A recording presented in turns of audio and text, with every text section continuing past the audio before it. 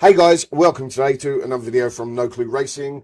Today we've got a few things on the agenda. First off being a fly round Nordschleife with the Tartus FA01. We're going to see how much we can beat the top lap time by it, which is 6:55.827 in the Porsche 911, which was in a previous video. So let's jump into that.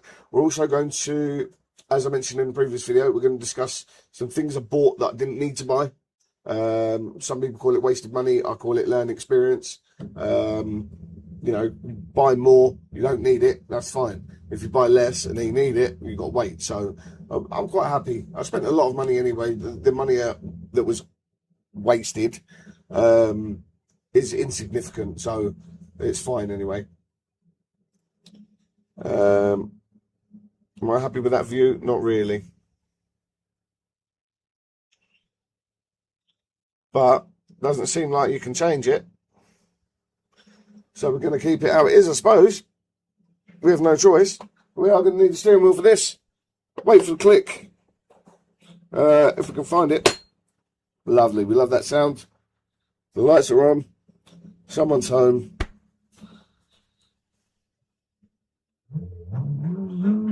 Oh, what we need to do as well is put our Moza Peadals software on top. Otherwise, the dashboard does not like to work. PCs and mods, eh, guys? PCs and mods. Right, let's see what we can do. I've got a feeling that this car is going to be a bit glitchy because it just said CPU at 99% occupancy. I'm running a 5090 with quite a decent CPU as well. So that only really happens when it's glitching. Well, we'll see. Can see a little few glitches there. Still at 238 FPS though. Well, okay, I'm very scared. I'm definitely going to beat the Porsche this time, I'm sure. However, I'm not going to do this car justice, I don't think. Not in a lap. The 2 laps is probably a bit too long. But wow, I'm scared to do what the line's telling me to. Oh, and then I'll overcook it just from saying that. What a donut. Again, No Clue Racing, using sequential shifter when I have paddles. Oh, one day I will learn, guys, one day. I think my steering wheel's not very high powered either. I think it's running at 80%, so it must be this car. Feels very, very light to steer. Could just be the actual setup of the car in real life, or it could just be it's badly modelled. Not sure. I'm obviously new to this, so I'm not sure what open wheel cars are meant to feel like, to be honest. Don't know what happened there. It told me to brake, I didn't need to. Wow, the brakes on this are pretty blooming good.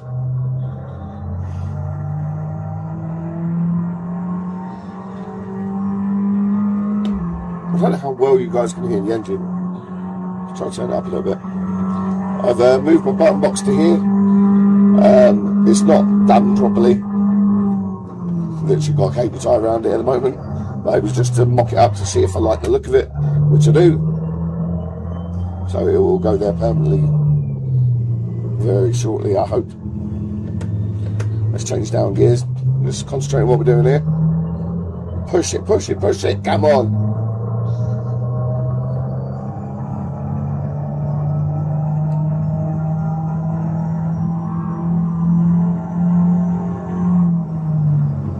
You know, guys, it was oh, hang on, it's not changing now. Now I need to use the sequential. I told you, it's problems with PCs. PC gaming is just sometimes something works and then it doesn't. Oh, I've got the back kicker working. That was working yesterday. I'm not sure if it's working now. Yes, it is. I just felt the gear change. It's really cool when you've got all the road vibration and that on.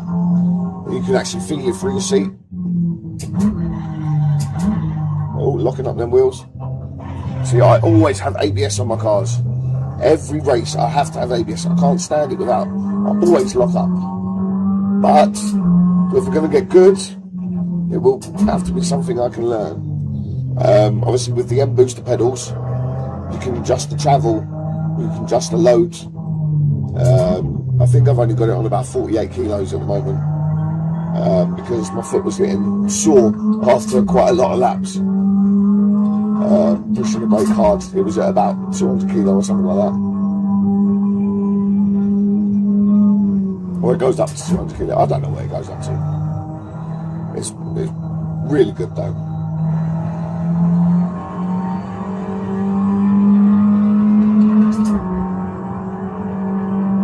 Nice fast section here. Now, considering I did a few corners stuck in one gear, not even realising it wasn't changing. Again, no clue racing, guys. This is the level we have. This is the level we're at the moment. Silly mistakes, but yeah, just having fun. Enjoying it so far. Been watching a lot of your guys' videos, sort of seeing what you guys are up to. Saw someone doing Monaco today. Monaco's a track I've seen. Don't think I've raced it before, but I've seen it on telly, Top Gear, etc. I've seen it in Formula 1. So that'll probably be a track I do again, like a track I do soon. I did try Monza yesterday, that was terrible. Don't really like Monza. I've got to do Laguna Seca for you guys, because that's one of my favourites. Whoa! Whoa, that's a lot bumpier than the Porsche. Wow, that's really cool. The difference is just unbelievable. Like, this just felt like the suspension was rock solid. It was just bottoming out on the floor. That's the thing, when you've got the vibration for the pedals, for the steering wheel, and now for the seat, it does get a lot more immersive.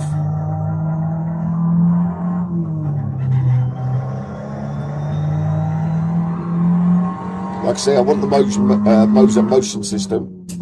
That'd be great. Also their AB9 base for my shifter, and the pedal inversion kit, which don't really need the pedal inversion kit, but it will be cool. I was looking at the extension rod today as well. I didn't notice that when I made my order, that it was an option. I think it could be quite cool. The only thing is, obviously, my little dash, I would have to move that, I reckon. But it means that I could put the base behind the screens, which would be quite cool.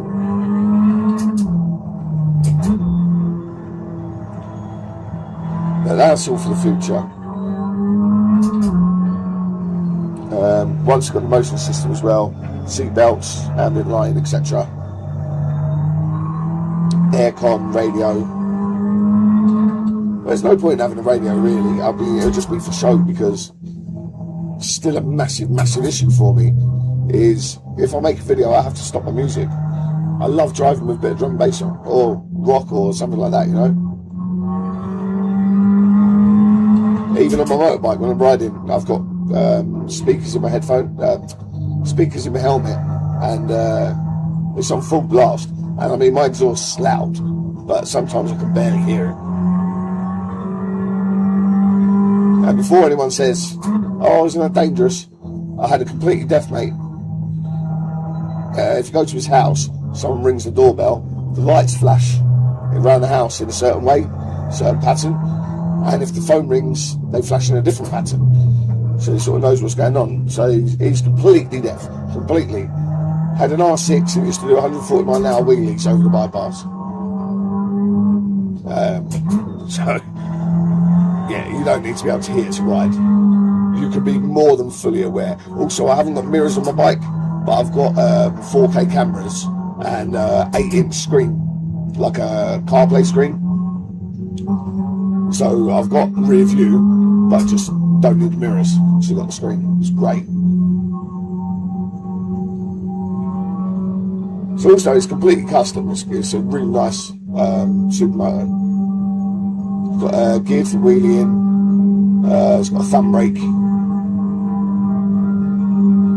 Loads of custom bits, custom switches. Did all the wiring that myself.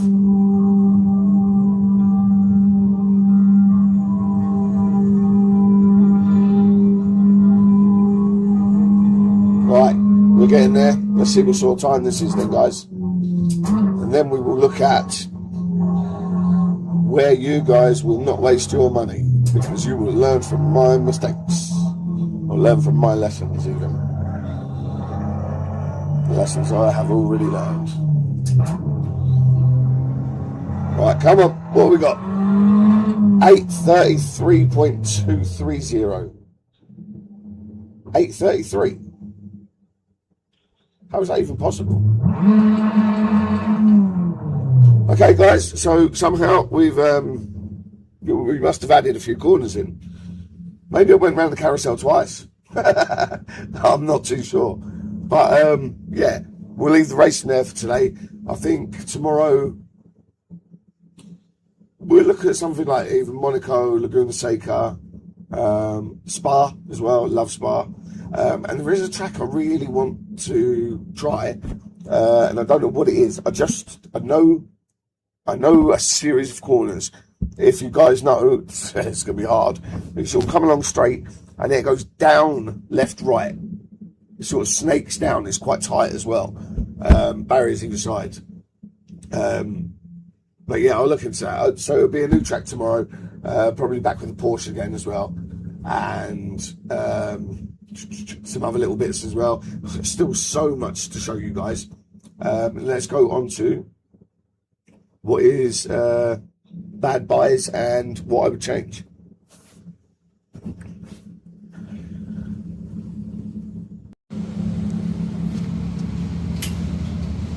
So first off the bat is the bezel kit plastics. I didn't need to print those. Works out better with a piece of foam and a bit of tape. At the bottom, just a bit of tape. So that's one thing. The Moza desk clamp, I bought that because I bought a lot of clamps. So that was another thing. I bought a lot of different brackets, a lot of different mounting plates. That's like legs for a desk riser. And then I bought gear. I bought 2 of the Moza gear mounts. I bought 2 from eBay and 2 from Amazon, I think, something like that, and then some desk mounts, etc. And then I had some metal lying about as well. The Moza hub, universal hub, this is to plug everything into. This might be great, but I don't use it. I never plugged it in the first place, so it just sits there, doesn't get used. Now, the multi-function adapter plate for the Stalks, that's meant to go in between your base and the Stalks.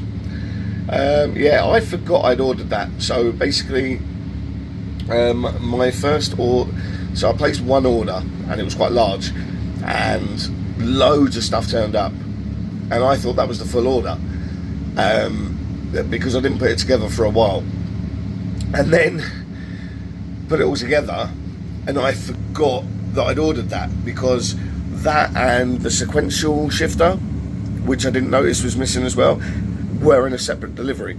So I actually sort of bodged my Stalks in, but they work absolutely fine. It's they're not like off center or anything like that, but it was using a lot of spacers, using, you know, it was a nightmare, but I figured it out. The active shifter knobs, I mentioned all the time, which I did earlier, the AB9 base. I thought that these would work with the H pattern, that's why I bought them. They don't, so they just sit there waiting for the AB9 base. The emergency stop button looks really cool. It's got one of the nicest feeling movements with spring, it's just so nice, and it looks lovely. That's not plugged in. So yeah, that's kind of, like I say, I don't really see it as a waste of money, but there you go. Here is something that I spent money on that hasn't come out of the bag yet, and that is the CRP2 pedal.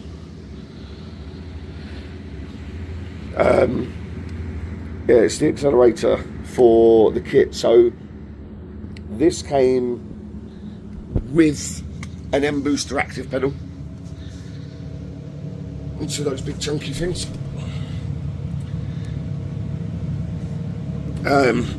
It was one active pedal, and one of those I think was 1k, and then 900 quid for the active pedals anyway, so I bought that just in case, you know. I don't know why I've got a spare accelerator. And then the large throttle replacement for that, which again, I don't need that because I'm not using an accelerator. And then the final thing is the bucket seat. Now this bucket seat is amazing. It's about 300 quid, fiberglass, really strong, absolutely great seat. However, I've now got a VW Caddy seat. This goes up and down, forward, back, tilt, back reclines, and it's just amazing. It doesn't look like much, but some nice high-end seat covers will make that a lot better. And I also have the other seat as well, which will end up here when I cut down some brackets and make a frame, etc. So it will be a two-seater rig. That's it really, guys. I mean, I would have spent not necessarily more money. I just bought the wrong rig, the actual rig. I don't like it at all. It's nothing against the guys. It's very, very basic. There's no shifter mount. There's no anything like that. It's just very, very, very basic. It's quite a big one. I think it's 120 by 40 or something like that. Also, my monitor mount. You can just about see it with the camera in there. The monitor mount, which is there. So that actually has mounts to go onto a round rig. I don't have a round rig, so I would have changed that a bit as well. Other than that, that's about it really, guys. Everything else really, really worth the money. Things, you know, I wouldn't have scrimped on the base. I'm so glad I got that. I'm so glad I got the handbrake and both shifters. You know, I'm glad I got a drift wheel. We've already got a round wheel here as well, but this works well for GT3 and shit, stuff like that as well. You know, I wouldn't scrimp anywhere else really. It's great. And my little button box, I know it looks a bit janky at the moment, but this is honestly such a cool and cheap addition, you know. But yeah, that's it really, guys. Now what I'm going to do, I'm going to leave you with some drifting attempts, because I said I would, as embarrassed as I am. Now you'll see that I'm nowhere near there yet, but if you saw my first go, I could not hold a drift whatsoever, not at all. So I've come a long way, and I'm just starting to learn to link the drifts and that, sort of hold them out and, you know, clutch kick, etc. The problem is ADHD or whatever it is. I can't do one thing for too long. So I'll be on no hesi SRP, then I'll jump into Nürburgring, then I might jump into Laguna Seca, then I might jump into Boosted UK's High Force, then I might do a bit of drifting, then I might just be a bit bored and jump off for a bit. I might jump back on and then go back on no hesi, but go on Nürburgring, because I race Nürburgring through Assetto Corsa and through no hesi as well. Two completely different sort of animals. But yeah, you'll see from the drifting. Let me know what you guys think. Let me know if you know any cars that are better than the one I'm using. It's Gravy Garage, BMW Estate. I've heard that people say they're a bit arcadey. I find it quite nice, but I'm not sure what you guys think. But anyway, enjoy, guys. Stick to the end for all of the drifting, and thanks for watching. Love you, peace out. See you next one.